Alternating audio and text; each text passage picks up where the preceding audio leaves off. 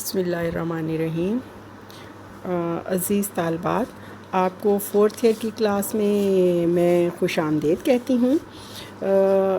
آج ہم اپنی پولیٹیکل سائنس کی 4th ایئر کی کلاس سٹارٹ کر رہے ہیں۔ پہلا لیکچر ہے ہمارا۔ سب سے پہلے تھوڑا سا میں آپ کو سلیبس کے بارے میں بتاتی ہوں کہ ہم کیا پڑھیں گے اس کتاب میں۔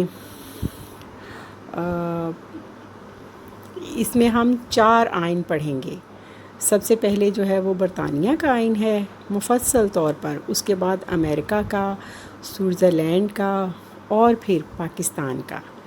نمبروں کی تقسیم اس طرح سے کی گئی ہے کہ امریکہ، برطانیہ اور سوئٹزرلینڈ کا آئین جو ہے وہ اس کے پورشن میں جو ہے وہ 60 نمبر کا پورشن آتا ہے۔ اس میں 60 نمبر کے سوالات آپ کو اس میں سے اٹیمپٹ کرنے ہوں گے، اور 40 نمبر جو ہے وہ پاکستان کے آئین میں سے آپ کو جو ہے وہ تیاری کرنی پڑتی ہے۔ پاکستان کا آئین بھی ہم کافی حد تک مفصل انداز میں پڑھیں گے۔ تو پہلا ہمارا آئین جو ہے وہ برطانیہ کا آئین ہے۔ ہم اس سے اپنا شروع کرتے ہیں لیکچر پہلا۔ سب سے پہلے جو ہے وہ برطانوی آئین کی ہم نوعیت دیکھیں گے کہ کس نوعیت کا ہے، کیا خصوصیات ہیں اس میں، کن کن چیزوں سے مل کر یہ بنا ہے، کس طرح سے اس نے اپنی نشو و نما پائی، اور موجودہ حالت میں جو ہے وہ کتنا عرصہ طے کر کے یہ آئین پہنچا۔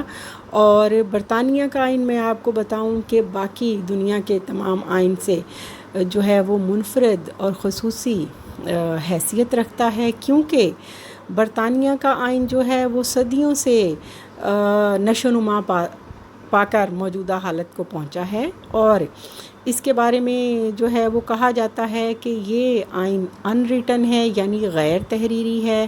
آپ کو پتہ ہے کہ آئین جو ہے وہ 2 قسم کا ہوتا ہے، ایک تحریری اور ایک غیر تحریری۔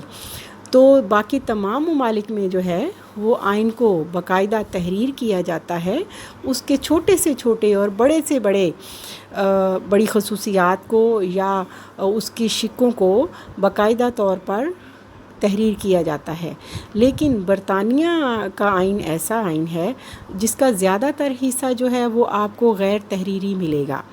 اس کی وجہ یہ ہے کہ برطانوی قوم جو ہے یا انگریزی قوم جو ہے وہ اپنی روایات سے بہت پیار کرتی ہے، تو ان کے ہاں جو روایات صدیوں سے چلی آئیں انہوں نے اس کو بریک نہیں کیا، اس کو توڑا نہیں۔ وہ روایات شکن قوم نہیں ہے، اپنی روایات سے پیار کرتی ہے، اس کو سینے سے لگا کے رکھتی ہے، اور اس پر عمل کرنے کو جو ہے وہ فخر محسوس کرتے ہیں۔ تو لہٰذا ان کے آئین کا زیادہ تر حصہ جو ہے وہ غیر تحریری ہے۔ وہ ہم کہہ سکتے ہیں کہ ان کی روایات پر، ان کے رسم و رواج پر اور ان کی تاریخی نشو و نما پر جو ہے وہ منحصر ہیں، اور مکمل طور پر یہ بھی نہیں کہہ سکتے کہ وہ سارے کا سارا غیر تحریری ہے، کیونکہ اگر ہم پڑھنا چاہیں، اگر کوئی بھی شخص جو ہے وہ برطانیہ کے آئین کو دیکھنا چاہے تو پھر وہ کہاں سے دیکھے؟ اس کے لیے انہوں نے اس کے ایک حصے کو جو ہے وہ تحریری بنایا ہے، اور اس کو جو ہے باقاعدہ طور پر اگر ہم پڑھنا چاہتے ہیں تو ہمیں ایک بہت چھوٹا سا کتابچہ ملے گا جس میں کافی کچھ جو ہے وہ بیان کیا گیا ہے، جس سے آپ کو وہاں کے آئین کی خصوصیات اور وہاں کے لوگوں کی خصوصیات کا پتہ چل سکے گا۔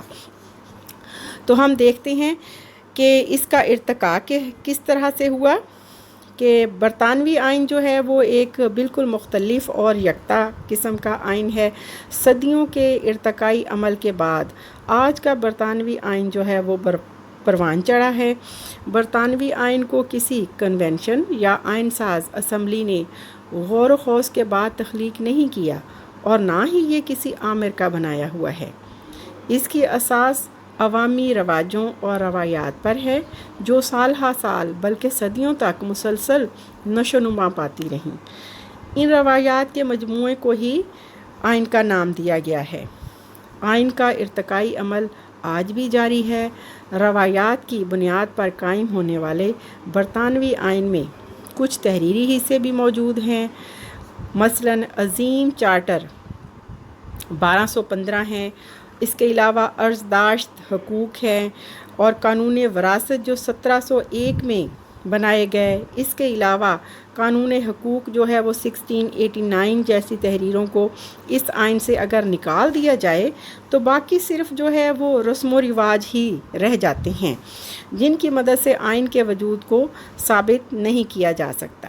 یہی وجہ ہے کہ برطانوی آئین کے بعض نقادوں نے اسے سرے سے آئین تسلیم ہی نہیں کیا۔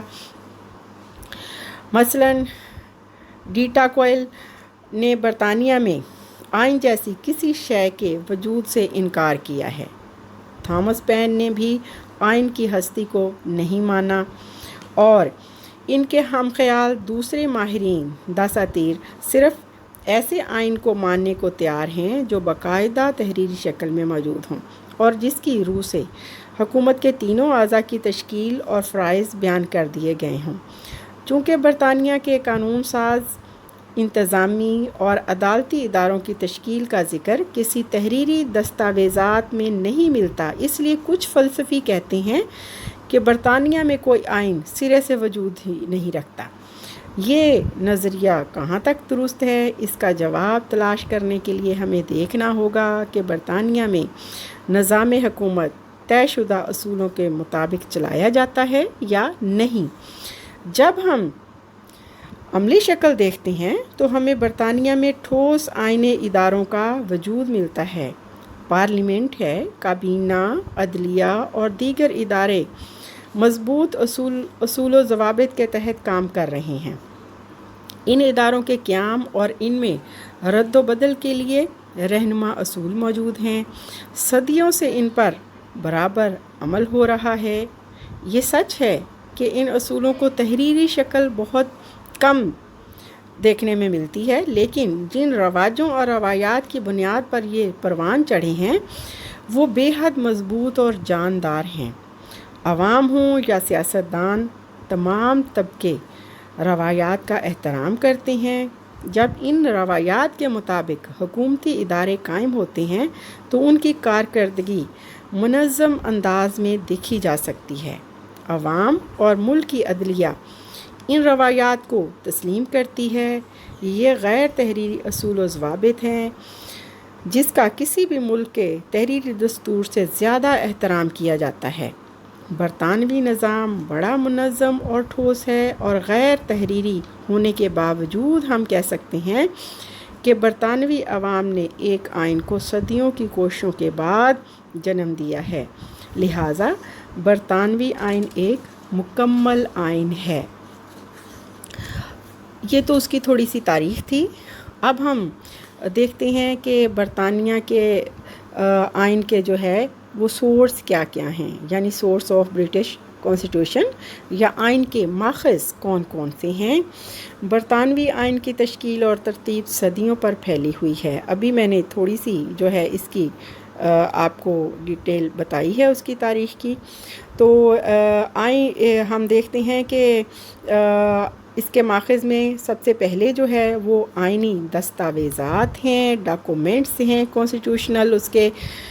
مثلاً برطانیہ کا آئین جہاں بے شمار روایات کا حامل ہے، وہاں اس میں کچھ تحریری حصے بھی موجود ہیں، اور آئینی ارتقاء کے ضمن میں پہلا قدم تحریری ہی ہے جو 13ویں صدی کے آغاز میں اٹھایا گیا۔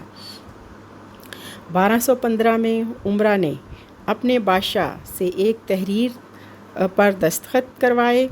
اسے عظیم چارٹر یا میگنا کارٹا کا نام دیا گیا۔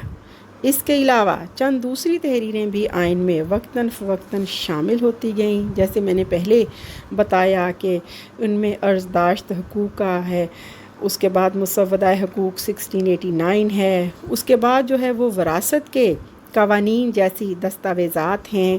یہ دستاویزات جمہوری قافلے کو منزل تک پہنچانے میں بہت معاون ثابت ہوئیں، اور شخصی حکومت کے خاتمے کے بعد عوامی اقتدار کا دور شروع ہوا۔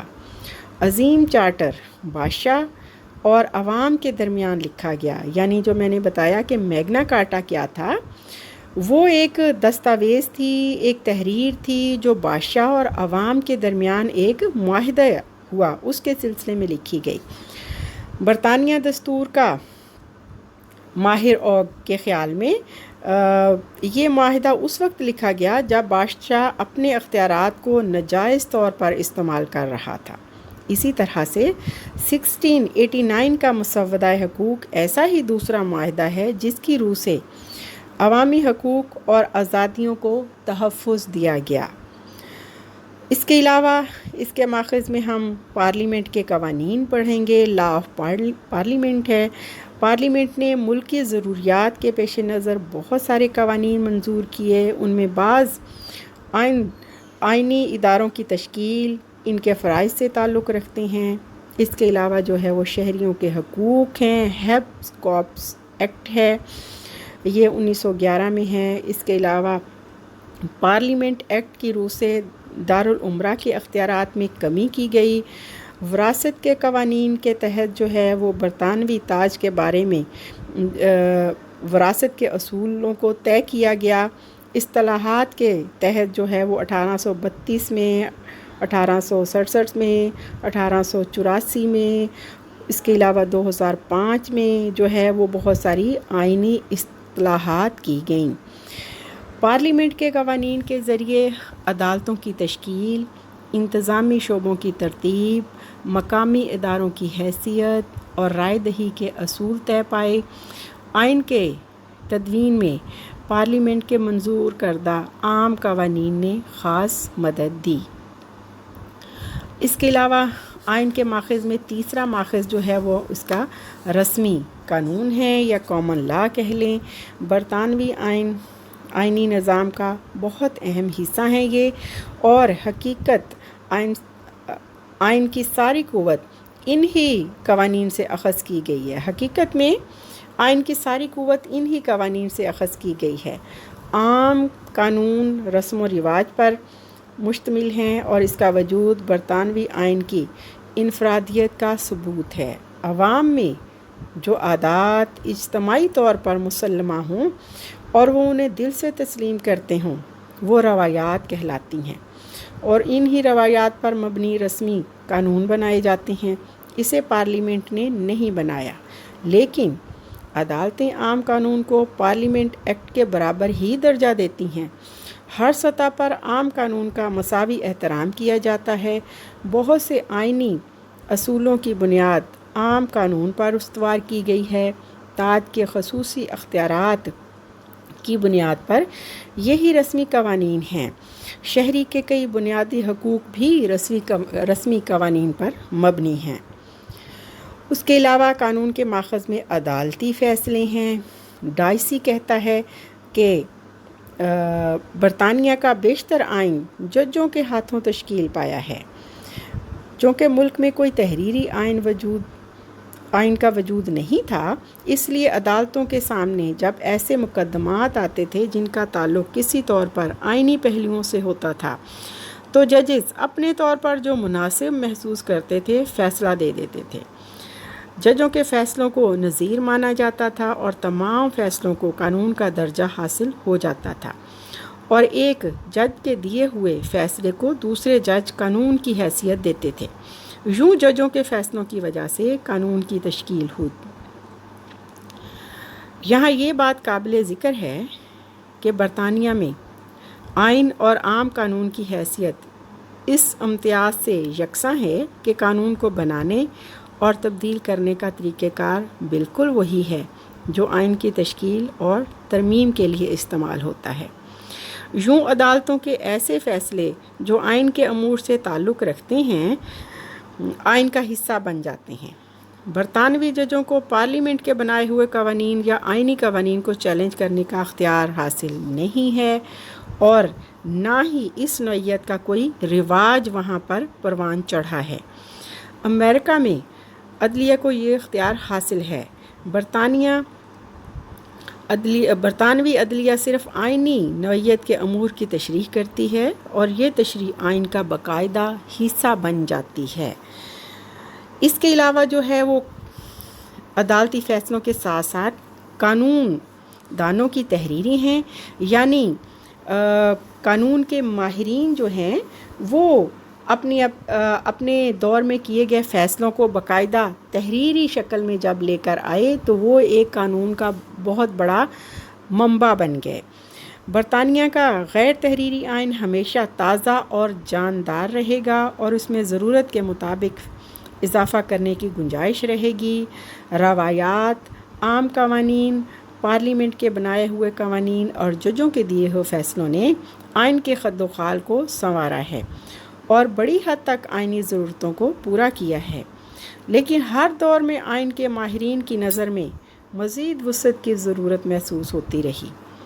یہ ماہرین آئینی مسائل پر غور کرنے کے بعد اپنے نظریات کو اپنی تحریروں میں پیش کرتے رہے۔ برطانیہ میں عالموں کی تحریروں کو بڑی وقت دی جاتی ہے اور آئین پر لکھی ہوئی کتابیں ہیں جو برطانوی قانون کے لیے مواد فراہم کرتی ہیں۔ بیج ہارٹ، ڈائسی جیسے قانون دانوں نے جو کچھ لکھا وہ پارلیمنٹ کو قانون بنانے میں مدد دیتا ہے اور آئین کی تشکیل کے لیے مفید ثابت ہوتا ہے۔ برطانوی عدالتیں قانون دانوں کی تحریروں کو خاص اہمیت دیتی ہیں اور وکلاء ان تحریروں کو اپنے دلائل میں پیش کرتے ہیں، دلائل کے ہمراہ پیش کرتے ہیں۔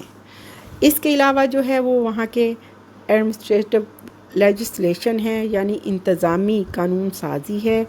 آئین میں شامل پارلیمنٹ ایکٹ تحریری شکل میں موجود ہوتے ہیں۔ ان کی عبارت مختصر ہوتی ہے۔ ایکٹ منظور ہو جاتا ہے تو اسے نافذ کرنے کے لیے انتظامی شعبے میں ایکٹ کی توضیح اور تشریح ہوتی ہے اور انتظام چلانے کے ذمہ دار افراد جو وضاحتیں کرتے ہیں اس سے اس آئین اور قانون کی تشکیل میں مدد ملتی ہے۔ وزیر اعظم اور وزراء کے احکامات بھی آئینی نوعیت اختیار کر لیتے ہیں اور مستقبل کے لیے نظیر سمجھے جاتے ہیں۔ اسی طرح سے یورپین یونین کے قوانین اور آئین ہے۔ برطانوی آئین کے ماخذ میں یورپین یونین کے قوانین اور آئین کو 1973 میں شامل کیا گیا۔ اب یہ بھی اس کا ایک اہم حصہ یا ماخذ سمجھے جاتے ہیں۔ یورپین اکنامک کمیٹی نے اپنے ایک کیس میں فیصلہ دیا جس کے مطابق یورپین یونین کے قوانین کو اس کے ممبر ممالک کے قوانین پر فوقیت حاصل ہے۔ جب برطانیہ 1973 میں یورپین اکنامک کمیٹی کا ممبر بنا تو وہ باقاعدہ نیو لیگل آرڈر کا حصہ بن گیا۔ یورپین یونین کے تمام قوانین اور آئین کا اطلاق تمام ممبر ریاستوں پر ہوگا۔ اگر ممبر ریاستوں کے قوانین یا آئین یورپین یونین کے قوانین یا آئین کے سے متصادم ہوں تو یورپین یونین کے قوانین اور آئین کو یورپین یونین قوانین کے آئین کو فوقیت حاصل ہوگی۔ یورپین یونین کا آئین باقاعدہ برطانیہ کا حصہ بن چکا ہے اور اس کا ایک اہم ماخذ سمجھا جاتا ہے۔ اس کے بعد جو ہے وہ برطانیہ کے آئین کے ماخذ میں جو ہے ایک اہم ماخذ جو ہے ان کی روایات ہیں۔ بہت سے اہم ماخذ روایات کو تسلیم کرتے ہیں۔ برطانیہ میں روایات نے آئین کے ڈھانچے کو بڑی وسعت بخشی ہے۔ یہ روایات مسلسل عمل کے بعد قائم ہوتی ہیں۔ عوام روایات پر اسی انداز میں عمل کرتے ہیں جو آئین کے لیے مخصوص ہے۔ اگر رسم و رواج اور روایات کو آئین سے نکال دیا جائے تو باقی جو کچھ بچے گا وہ اسے ہم آئین نہیں کہہ سکتے۔ برطانیہ میں غیر تحریری آئین تمام تر روایات پر مشتمل ہے اور اس حصے کو تحریری حصے سے کسی طور پر بھی کم اہمیت حاصل نہیں ہے۔ تو یہ آئینی روایات کیا ہیں ڈیٹیل میں، اور روایات اور قانون میں فرق کیا ہے، اور برطانیہ میں کون کون سی چند ایسی روایات ہیں وہ جو بہت زیادہ مشہور ہیں، اور پھر ان کا احترام کیوں کیا جاتا ہے، وہ روایات کا اتنا احترام کیوں کرتے ہیں۔ یہ ساری چیزیں جو ہے انشاءاللہ ہم اپنے کل کے لیکچر میں ڈسکس کریں گے. آج کے لیکچر کو ہم یہیں پر فنش کرتے ہیں. اوکے, خدا حافظ.